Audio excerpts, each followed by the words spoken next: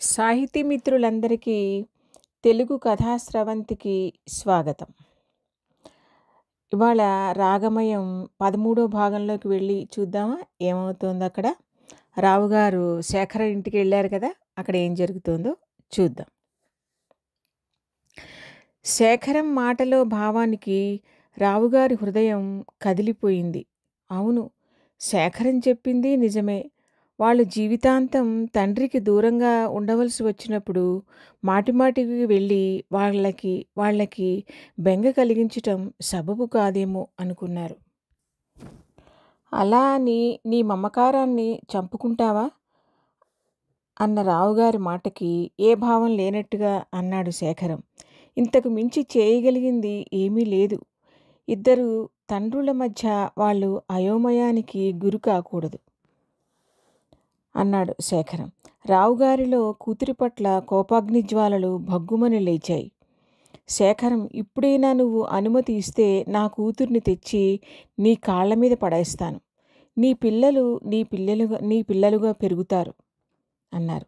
శేఖరం చిన్నగా నవ్వి అన్నాడు, ఇప్పుడు వాళ్ళది పసితనం. వాళ్ళు పెరిగి పెద్దవాళ్ళయ్యాక పరిస్థితిని బట్టి వాళ్ళు నన్ను చూడాలనుకుంటే వాళ్ళని అక్కున చేర్చుకుంటాను.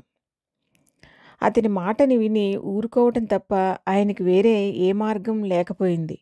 అతను చెప్పింది సబబుగానే ఉంది కనుక. ఒక అపసవ్యమైన సంఘటన జరిగినప్పుడు ఇటువంటి బాధలు తప్పవు. ఒక మనిషిలోని అహంకారం, మూర్ఖత్వం వారి చుట్టూ అల్లుకుని ఉన్న ఎన్ని జీవితాలని అతలాకుతలం చేస్తాయో కదా. పరోక్షంగా ఈ బాధాకర పరిస్థితులకి తనే కారణం. సమయం మించిపోయింది, సరిదిద్దుకునే అవకాశం లేదు. కనీసం దండించే అవకాశం కూడా శేఖరం ఇవ్వటం లేదు. ఒక వ్యక్తి అపసవ్యమైన మార్గంలో ప్రయాణం సాగిస్తున్నప్పుడు కాలమే తప్పనిసరిగా వాళ్ళని దండించి బుద్ధి చెబుతుంది, తప్పదు. కానీ ఈ క్రమంలో పిల్లలు అన్యాయంగా బలి అయిపోతారు. రావుగారు సాయంకాలం అయ్యేసరికి రోజు వేణుగోపాలస్వామి ఆలయానికి వెళ్తూనే ఉన్నారు. రోజు గుడికి వచ్చే అలవాటు ఉన్న కరుణతో ఆయనకి పరిచయం పెరిగింది. ఈ 4 రోజుల పరిచయంలో ఆమె మాట్లాడే పద్ధతిని గమనించిన ఆయన కరుణ సూక్ష్మగ్రాహి అన్న అభిప్రాయానికి వచ్చారు. ఏ విషయాన్నైనా ఆమె విశ్లేషించే తీరు ఆయనకి ముచ్చటగా అనిపించేది. వీటన్నిటినీ మించి ఆమె మనస్సులో, జీవితంలో ఏదో దుఃఖం ఉందన్న విషయం కూడా ఆయన దృష్టిపథాన్ని చేరింది. పూజారి శివరాం గారు కూడా చెప్పారు. వివరంగా కాకపోయినా చూచాయిగా చెప్పారు ఆమె భర్త ప్రవర్తన గురించి. ఇంత చక్కటి అమ్మాయిని ఏడిపించటానికి ఆ కుర్రాడికి మనసు ఎలా ఒప్పుతోందో. అంతేలేండి, అదృష్టాన్ని భగవంతుడు ఇచ్చినా అందుకునే యోగ్యత ఉండొద్దు. ఇదే పూర్వజన్మ కర్మఫలం అంటే అని పైకి అని లోపల తన కూతురు మాత్రం ఏం చేసింది అనుకున్నారు వ్యధతో రావుగారు. ఉన్న ఆస్తినంతా హారతి కర్పూరం చేసేస్తున్నాడు. తండ్రి ఈ మధ్యనే పోయాడు. తల్లి కొడుకు మాటకి వత్తాసు. శివరాం గారి ద్వారా ఈ విషయాలన్నీ తెలిసినా కూడా రావుగారు మాత్రం ఏమీ తెలియనట్టే ఉండేవారు. రాజశేఖరం మావగారినని కరుణకి తన మీద, అతని చిన్ననాటి స్నేహితురాలని తనకి కరుణ మీద, ఇలా ఇద్దరి మధ్య ఈ 4 రోజుల్లోనే మంచి అనుబంధం ఏర్పడింది. ఒక అపురూప క్షణంలో ఆయనకి ఇలా కూడా అనిపించింది, తనకి ఇలాంటి కూతురు ఉంటే ఎంత బాగుండేది అని. ఆయన ఒకసారి శివరాం గారితో అన్నారు, కరుణ భర్త అనబడే ఆ వ్యక్తిని ఒకసారి చూడాలని, మాట్లాడాలని ఉంది అని. రావుగారిలోని ఆ స్పందన శివరాం గారికి కించిత్ ఆశ్చర్యాన్ని కలిగించింది. కేవలం 4 రోజుల పరిచయంతో ఇంకో 2-3 రోజుల్లో ఈ ఊరు నుంచి వెళ్ళిపోయే వ్యక్తికి ఎంతటి ఆరాటం. కొంతమందికి తోటి మనిషి అంటే తనతో పాటు భగవంతుడి చేత సృష్టించబడిన తనలాంటి ప్రాణి. ఇద్దరి మధ్య భేదం లేదు, ఒకరికి ఒకరు తోడు. కష్టసుఖాలు అనేవి ఇద్దరికీ ఒకటే. అలాంటి మనస్తత్వం ఉన్నవాళ్లలోంచే ఈ మానవాళిని ఉద్ధరించే నాయకులు పుడతారేమో. వాళ్ళకి ఎదుటివాడి బాధతోనే బంధుత్వం. రావుగారి మాటకి ఏమని సమాధానం చెప్పాలో అర్థం కాలేదు శివరాం గారికి. ఆ మనిషిని తను ఇక్కడికి రప్పించగలడా?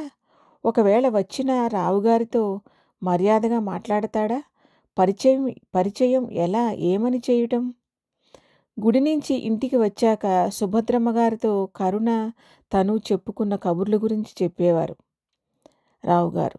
రామాయణ భారతాలని కరుణ ఎంతో పరిణితితో చక్కగా అర్థం చేసుకుందని మెచ్చుకునేవారు. అలా చెబుతూనే ఒకరోజు అన్నారు, నాకు కరుణలాంటి కూతురు ఉంటే ఎంత బాగుండుననిపిస్తుంది అన్నారు. అదే చిత్రం. కరుణ అందరికీ నచ్చుతుంది, కట్టుకున్నవాడికి తప్ప. ఏమిటో ఆ భగవంతుడి లీల అన్నారు సుభద్రమ్మగారు బాధపడుతూ.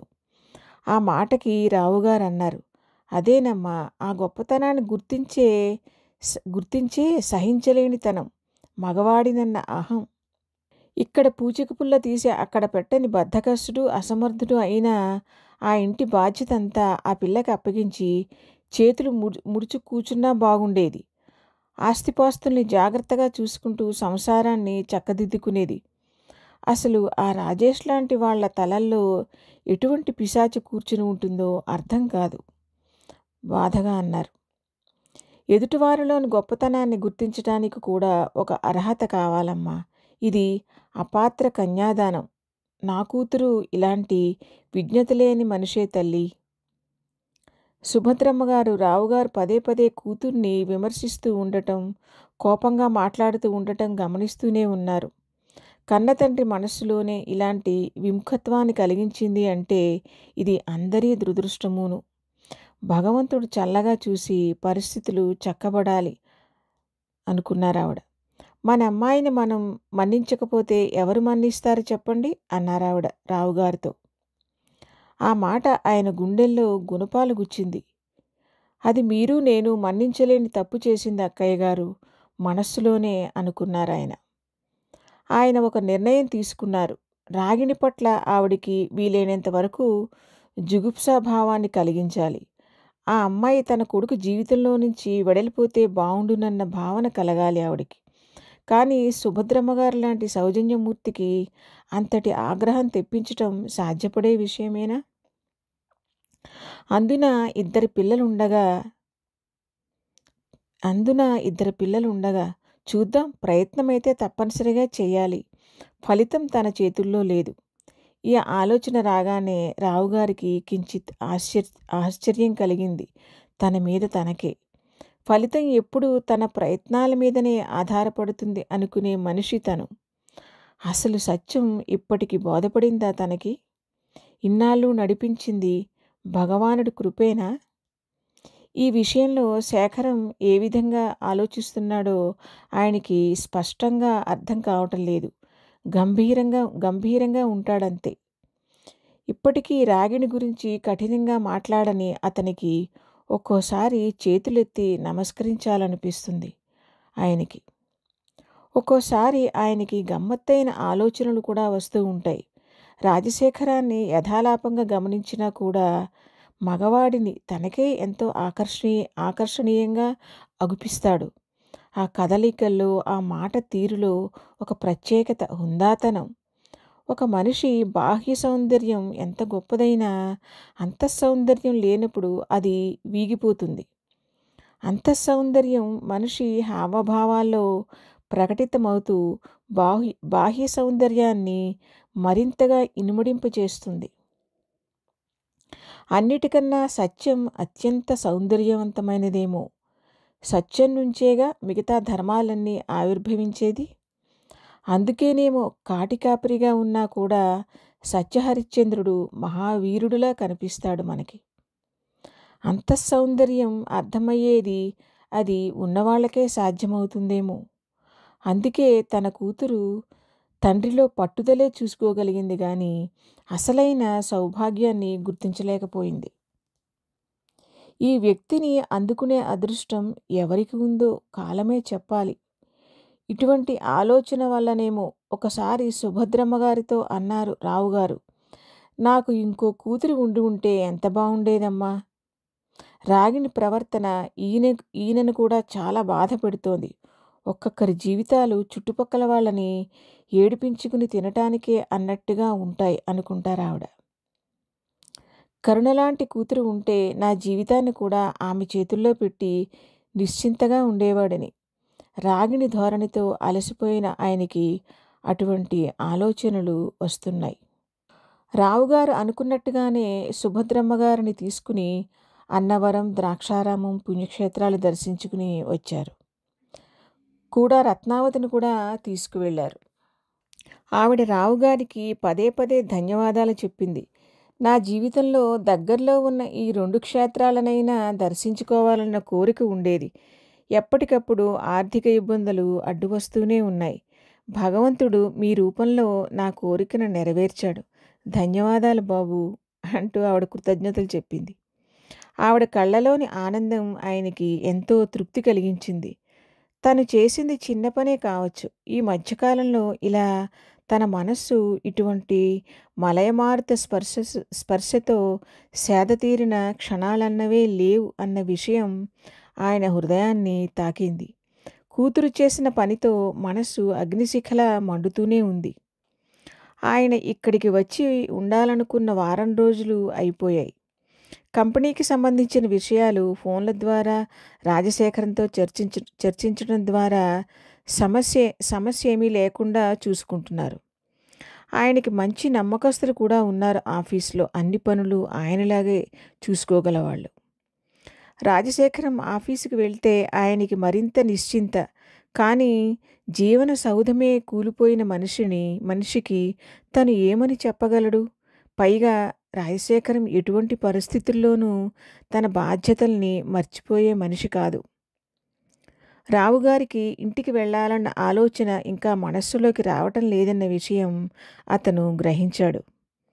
తన తల్లికి పూర్తి విషయం తెలియజెప్పి ఆవిడ మరీ కృంగిపోకుండా దగ్గర ఉండి చూసుకోవాలన్న ఆయన గాఢమైన కోరిక, ఆవిడికి క్షమాపణలు చెప్పుకోవాలన్న ఆయన హృదయం రాజశేఖరానికి ఆయన మాటల్లో ఎన్నోసార్లు వ్యక్తమైంది.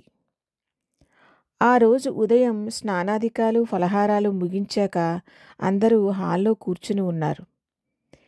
ఇంటి చుట్టూ ఉన్న రకరకాల వృక్షాల మీద నుంచి వస్తున్న చల్లగాలి, వీస్తున్న చల్లని స్వచ్ఛమైన గాలి శరీరాల్ని, మనసుల్ని కూడా సేద తీరుస్తున్నట్టుగా ఉంది.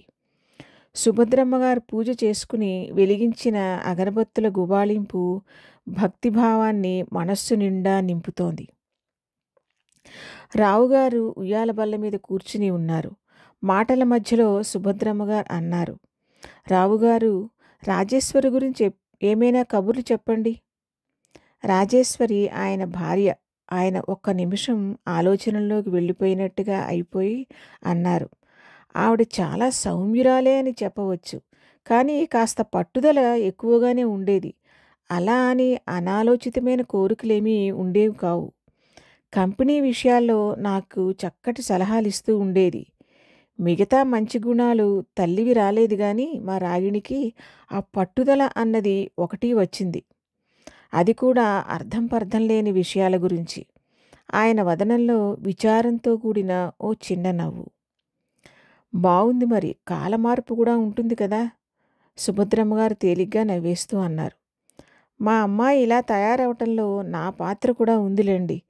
తల్లి లేని పిల్ల అని క్రమశిక్షణ పెట్టవలసిన వయస్సులో అతి గారాబం చేశాను. సుభద్రమ్మగారు ఆయన ధోరణిని గమనిస్తూనే ఉన్నారు. బంగారం లాంటి రాజశేఖరం జీవితం అస్తవ్యస్తమైపోయిందేనే నా వ్యధంత. అక్కయ్య గారు, మన శేఖరానికి మరో సౌమ్యురాలైన పిల్లని చూద్దాం అన్నారాయన. ఆయన మాటకి బిత్తరపోయిన సుభద్రమ్మగారు, అయ్యో అవేం మాటలండి, ఎవరి కర్మ ఎవరి వల్ల పరిసమాప్తమవ్వాలో మన చేతుల్లో ఏముంది? భరించటం ఎలాగో నేర్చుకోవటానికి ప్రయత్నించాలి గాని పారిపోవటానికి ప్రయత్నించకూడదు. మా శేఖరం అంతటి బలహీనుడు కాదులేండి. మీరు ఇటువంటి ఆలోచనని మళ్ళీ ఎప్పుడూ రానివ్వకండి. ఆవిడ హృదయం రావుగారి పట్ల దయతో కరిగిపోయింది. అక్కడే ఉన్న శేఖరం సంభాషణని వేరొక వైపు మరల్చడానికి ప్రయత్నించాడు. మామయ్య గారు, నేను అమెరికా వెళ్ళి వచ్చేదాకా మీరిక్కడే ఎందుకు ఉండకూడదు? తను అలా అనగానే ఆయన కళ్ళలో ఒక ఆనంద వీచిక క్షణంలో సగం సేపు వీచి మాయమవ్వటం శేఖరం గమనించాడు. అలా అనటంలో శేఖరం ఉద్దేశ్యం కూడా ఆయనని స్థిమితంగా ఉంచాలన్నదే. అసలు విషయం తెలిసి సుభద్రమ్మ గారు ఎలా ప్రతిస్పందిస్తారన్నది ఆయనని ఎక్కువగా బాధపెడుతోంది. తను దగ్గర లేకుండా ఇంటికి వెళ్తే దాని గురించి ఆలోచిస్తూ కూర్చుంటారు. ఈ వయస్సులో అది చాలా ప్రమాదకరం. అమ్మని చూస్తుంటే ఆయనకి ఒక ధైర్యం. ఇంకో 4 రోజుల్లో తన ప్రయాణం.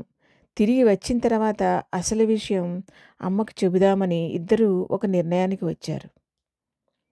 శేఖరం అలా అనగానే అప్రయత్నంగా ఆయనకి కరుణ జ్ఞాపకం వచ్చింది. కరుణ జీవితాన్ని తను చక్కదిద్దగలిగితే ఎంత బావుండును అనిపిస్తూ ఉంటుంది ఆయనకి.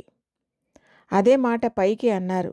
మన సమస్యలు మనకి జటిలమైపోయినప్పుడు ఎదుటివాళ్ళ సమస్యకి పరిష్కారం చెప్పగలిగినా కాస్తంత ఊరట కలుగుతుంది మనస్సుకి. అలా చేయగలిగితే మహదానందమే మరి. కానీ ఆ పిల్లాడు ఎవరు చెప్పినా వినని మొండిఘటం సుభద్రమ్మ గారు విచారంగా అన్నారు.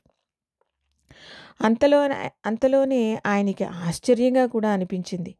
కరుణ జీవితాన్ని ఉద్ధరించాలన్న తపన తనకి ఎందుకు? ఒకరికి తెలియకుండా బాధ కలిగించిన తన హృదయమే ఇంకొకరికి అదే విధమైన కష్టం రాకూడదని కోరుకుంటోంది. ఇది బాధకి స్పందించే హృదయానికి ఉన్న ఆత్మీయ సంబంధం.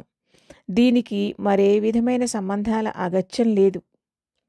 రావుగారికి ఇంకో ఆలోచన కూడా తెలియకుండానే ఆయన మనస్సులో తిరుగుతోంది. శేఖరానికి జరిగిన అన్యాయానికి తను తన కూతురు కారణం. అసలు విషయం తెలియగానే ఆవిడ కళ్ళల్లోని క్రోధజ్వాలల్లో తను కాలిపోవాలి. ఆవిడ కళ్ళల్లోని ఆవేదన ప్రత్యక్షంగా తన గుండెల్ని చీల్చాలి. అప్పుడు గాని తనకి తన కూతురికి నిష్కృతి లేదు. ఆవిడ ఎదురుగా నిలబడి చేతులు జోడించి క్షమాపణలు చెప్పుకోవాలి. రావుగారు సుభద్రమ్మ గారి గురించి ఆలోచిస్తున్నారు ఇలాగా. తప్పుకి తగిన శిక్ష అనుభవించటమే మనశ్శాంతినిస్తుంది. తప్పించుకుని తిరిగినన్నాళ్ళు అది వెంటపడి వేధిస్తూనే ఉంటుంది.